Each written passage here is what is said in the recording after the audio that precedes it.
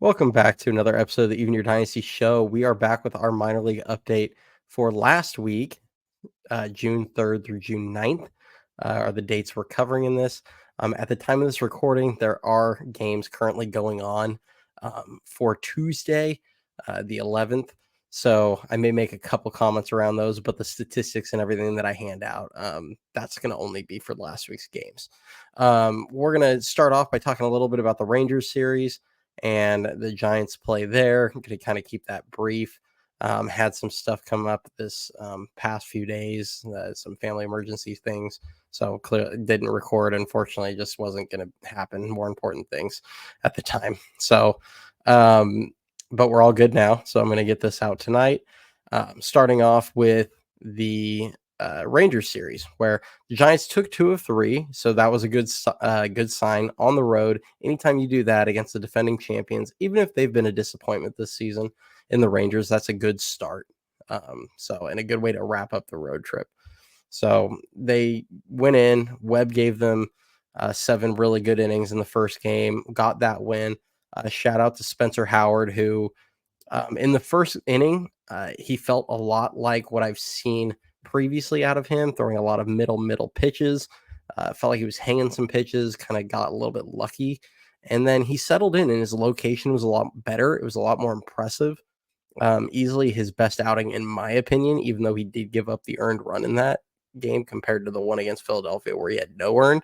I thought he actually looked sharper in this one. So credit to him. Duvall walked the tightrope in that game to get the save. Evaldi had a really good start against the Giants on Sunday to get the win on the early start time game. Not surprised. I actually made a comment on NorCal Sports Network after they had won the first game. They asked me if I thought they could, win the series, and I said if they win the first 2, I just don't think they're going to win the third because Nate Evaldi is a big game pitcher, and those guys pride themselves on being stoppers. So, and he showed that again. So I'm not surprised at how that, went down this weekend. But some big time positives. Elliot Ramos is number one of those. He won the game for them in game 2. I mean, yes, the bullpen did well. Spencer Howard did well. Elliot Ramos drove in all the runs. He had an RBI double in the first on just an absolute missile, and then he hit a just completely disrespectful 2-run home run in the third, where you could tell he was sitting off speed. He got it, and the guy just threw a lazy, Heaney threw kind of a lazy breaking ball out over the plate. And I mean, I sent the tweet out saying, like, I don't think he looked like he had no respect, and that looked like a BP swing. He just sat on it and just casually parked 109 miles per hour into the seats. So it was really nice to see. He's been on kind of a tear recently. In the month of June, I think his OPS is up there with guys like Aaron Judge and Juan Soto, which is crazy. Small sample size in that stretch, but it's the guy the Giants have been waiting to be excited about, and the Giants fans have been waiting to be excited about. And the longer he does this, the more sustainable it looks. So I hope he keeps it up. He has, currently has a couple strikeouts, but he does have a single in this game today. He had a pair of hits yesterday. They weren't, the prettiest looking swings or hits, but hit's a hit. It's a line drive in the box score at the end of the day. So keep it up, Ramos. Hopefully he just keeps doing what he's doing because it's been really fun to watch him play. That's all I'm going to kind of say about that Texas series. I don't really have any other things written down on that series, so we'll move on past that. I'm sure Dan and I will talk more about it on our Thursday show. So, and before I get to the minor league update, as always, I appreciate the support from everyone. We cleared up over 500 subscribers a week or 2 ago. So that was pretty awesome. Appreciate it, guys. If you're watching the video and you enjoy this content, please like the video, subscribe to the channel.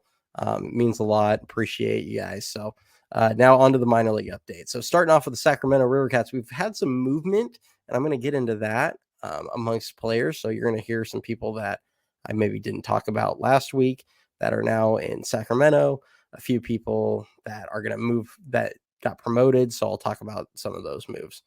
But starting off with Sacramento, their number 2 prospect, Carson Wisenhunt, through 5.2 innings. Oh, actually, starting off with the team, went 5-1 versus Albuquerque. They're now 39-24 on the season. Half their team is in San Francisco right now, so that's actually pretty impressive what they've managed to do. But starting off with Wisenhunt, who went 5 2/3 innings, gave up 1 earned run, 5 hits, 3 walks, and 5 strikeouts. And the big news of that was not only did he pitch into the sixth, he threw 88 pitches and 58 of them were for strikes. So that's what we've been wanting to see that pitch count get up a little bit. I don't think they're ever going to really push them much past 90, but I'm getting really tired of seeing guys constantly in like the low 70s, high 60s. So getting him up to 88 was nice to see, and that was a positive development. Um, Number 7 prospect, Mason Black, 3 1/3 innings. He had probably his worst start of the season at any level. Gave up 7 earned runs, 7 hits, 3 walks, 5 Ks, threw 76 pitches, 45 were for strikes. That's also actually his highest pitch count in the minors this season. He did throw over 80 in a game in his debut game in when he pitched in Philadelphia for San Francisco. Number 8 prospect, Reggie Crawford, only threw 1 inning. He only entered into 1 game, threw 12 pitches, 8 for strikes. He gave up no earned runs. It was a 1-2-3 inning with 2 strikeouts. Now, after the first strikeout, a bunch of the training staff came out and was talking to him. I haven't heard anything as far as what might have happened, but he then proceeded to finish out the inning and get the next 2 guys. And he didn't pitch on, I think Sunday would have been his 4th day. Like he's been on this every 4 days rotation. So I do kind of wonder if he maybe injured something, but hopefully not. So I'll try and update you guys next week if I see anything, but I have not seen anything in the last, pretty much about a week since that happened, or 6 days. Number 17 prospect, Carson Seymour, went 4 1/3 innings. No earned runs, 3 hits, 5 walks, 3 strikeouts, threw 80 pitches, 44 for strikes. Battled his command quite a bit, but he did get the pitches he needed when he needed them. So his curveball still looks pretty sharp. His fastball is pretty live. He's kind of a 2-pitch guy in the sense that those are the 2 effective pitches. His changeup kind of is a work in progress. So, but he can get outs and he can miss bats. He's had some good starts this season, and he's holding his own just fine in Sacramento. I don't think he's ready this season. He'll probably get the entire season in Sac. He's a guy that maybe next season at some point they start looking at as a possible 40-man addition, and or a guy that they might give a opportunity to next season. But this season, I don't think so. And it's too crowded of a 40-man roster right now. Number 22 prospect, Kaiwei Tang, 5 innings pitched, 2 earned runs, 4 hits, a walk, and 4 strikeouts. That's easily his best outing of the season. So good for him. He's had a couple kind of steadier outings his last 2 or 3.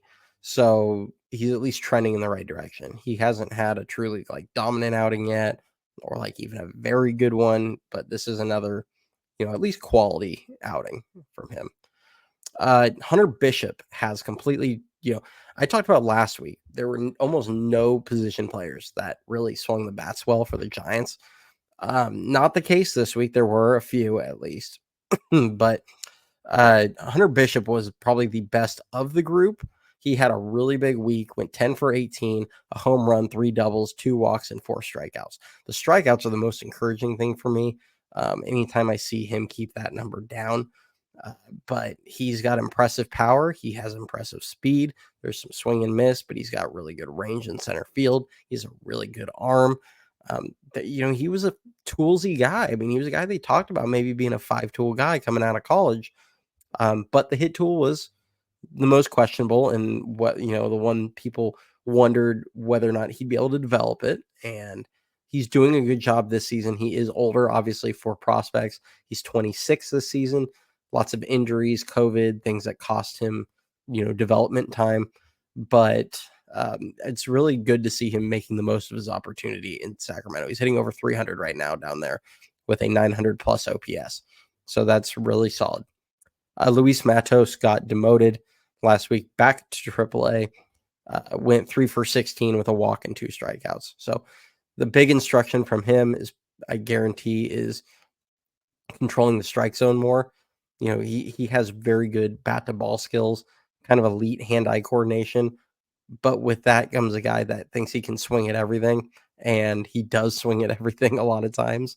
and he still doesn't swing and miss a lot. But pitchers know they don't have to throw him a strike, and he'll just put one weekly in play. So something that he's going to have to work on. But he did hit an opposite field 3-run home run today in the game in Reno.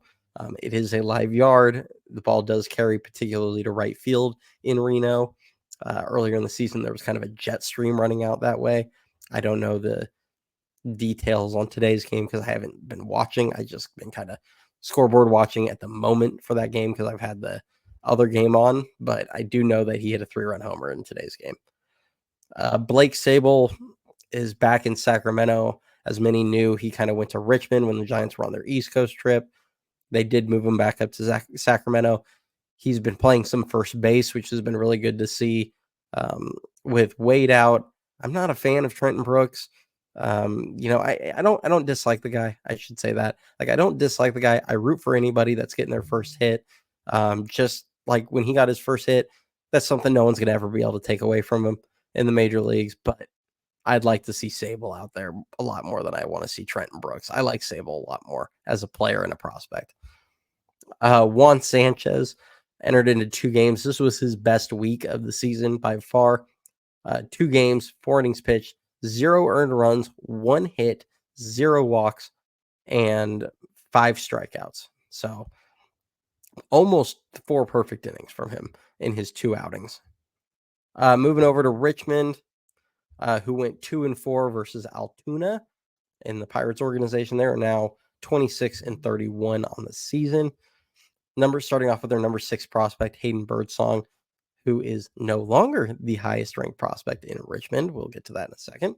Through 5 innings pitched, gave up 2 runs, but 0 earned runs, 4 hits, no walks, and 6 strikeouts. Looked very sharp. Defense made an error behind him to open the game, and then I think they might have made a second error in there too.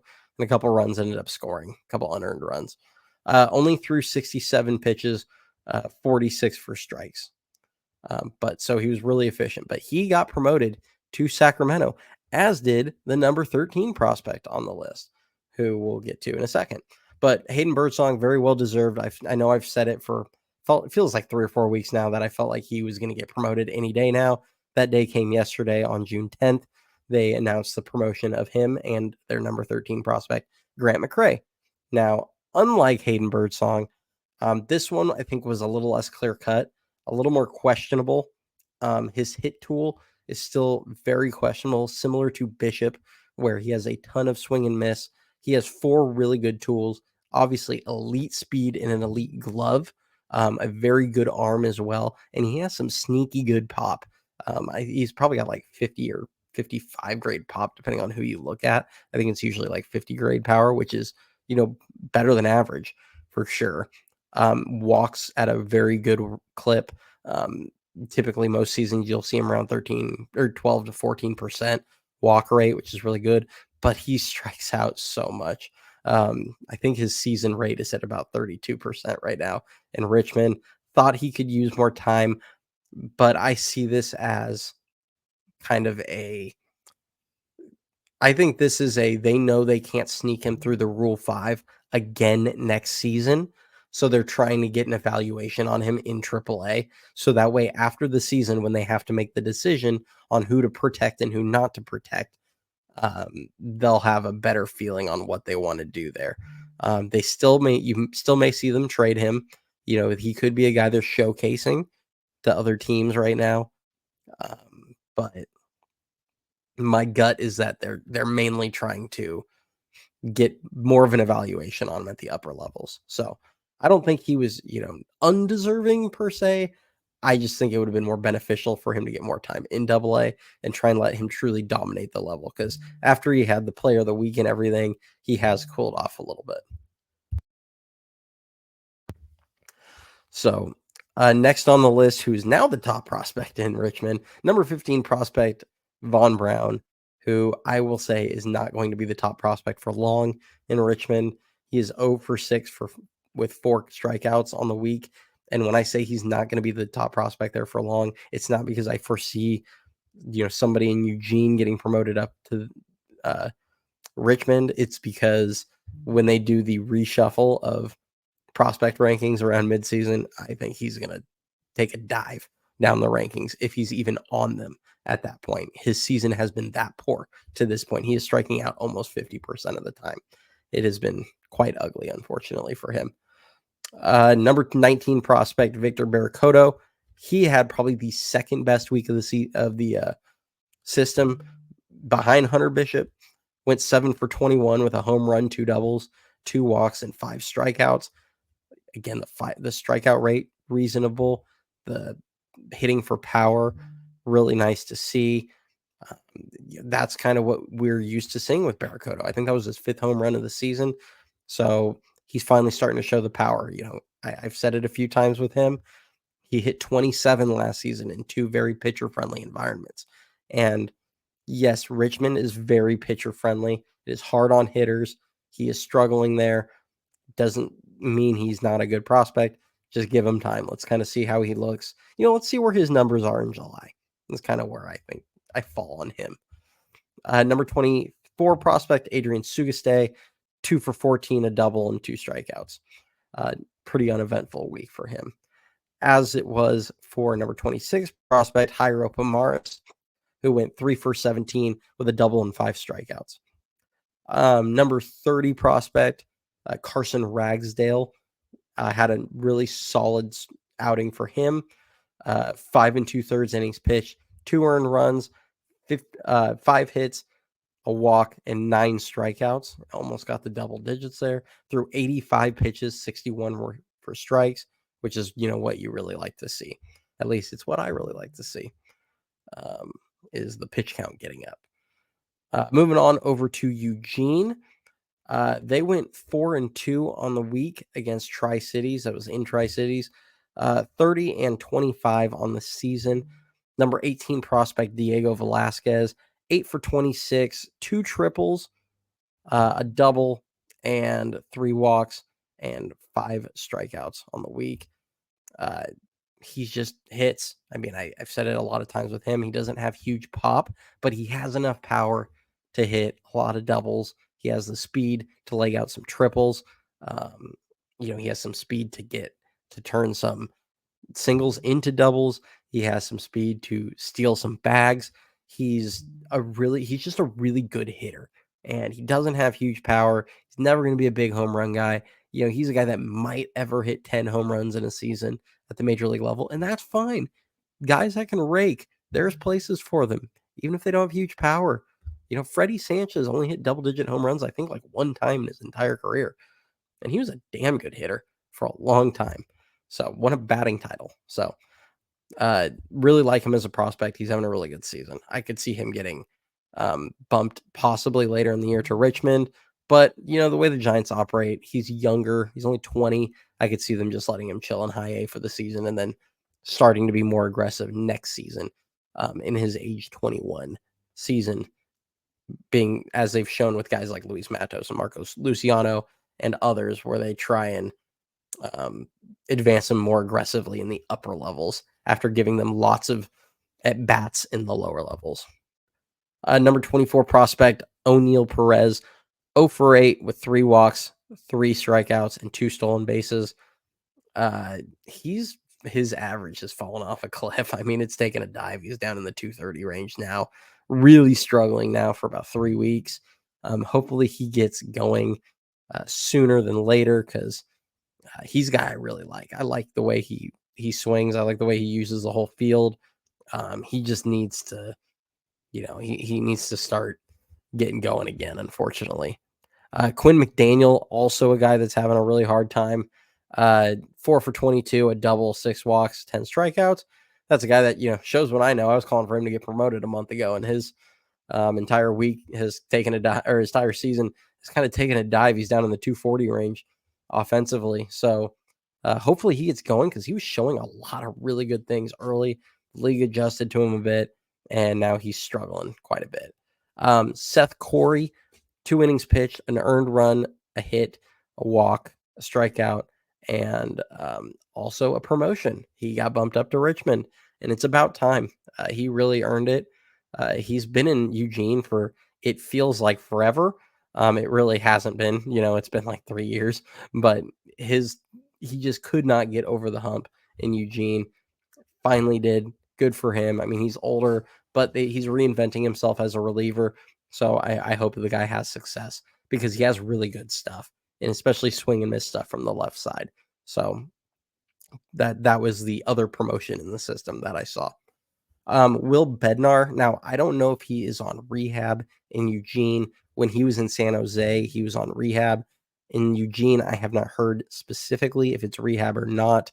Um, but he did make 2 starts. Now, they have been limiting him to 2 innings per start. I don't know if that's going to go on all season or if they're going to start stretching him out more at some point.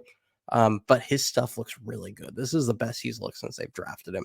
And, that was 3 years ago at this point. So, first outing, 2 innings pitched, 2 earned runs, 2 walks, 2 hits, 5 strikeouts. Struggled a little bit. Second outing, 2 innings pitched, no earned runs, no walks, no hits, 4 strikeouts. So, 2 clean innings in that one.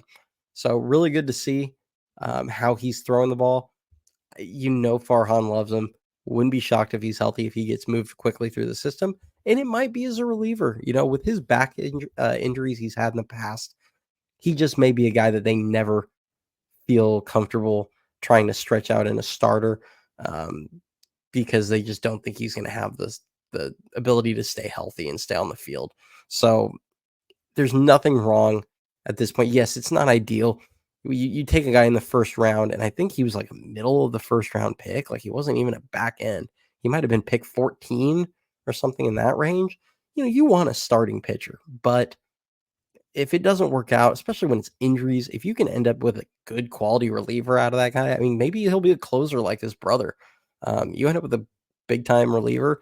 That's not the worst thing in the world. But his stuff looks really good. His splitter looks nasty. Fastball looks good. It's been in the upper 90s. So, we'll see kind of how he continues to progress. Now moving over to San Jose. They went 2-4 on the 2-4 in Stockton last week. They are now 31-25 on the season.